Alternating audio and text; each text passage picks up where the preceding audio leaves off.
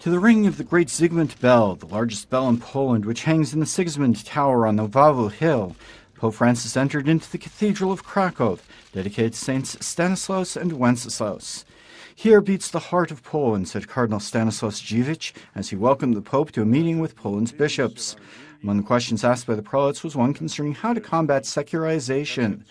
Pope Francis, speaking off the cuff, said secularization must be answered with closeness to the people. He called on them to be close to the people with mercy, freeing them from the idolatry of money. A busy first day for the Pope in Krakow concluded at the Archbishop's residence, where Karol Wojtyła, later Pope John Paul II, was ordained and where he served as Archbishop before his election to the papacy. Over a video link, the Pope answered questions posed to him by 3 Italian young people, representing the more than 90,000 Italians present for World Youth Day.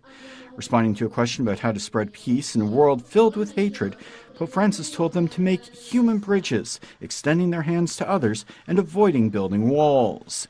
At the conclusion of the video link-up, the Pope went to the terrace of the residence to greet the many young people gathered along the street, as his predecessors, St. John Paul II and Benedict XVI, had done before him. He called to mind the memory of Maciej, a young World Youth Day volunteer who, in designing the flags, the images of the saints, and the pilgrims' kits for the event, had rediscovered his faith. He had hoped to see Pope Francis, but died of cancer just a few weeks before the Pope's arrival. "Life is like that, dear young people," the Pope said. "We have to get used to good things and bad things." But, he continued, "we cannot doubt this young man's faith. Do not be afraid," he said.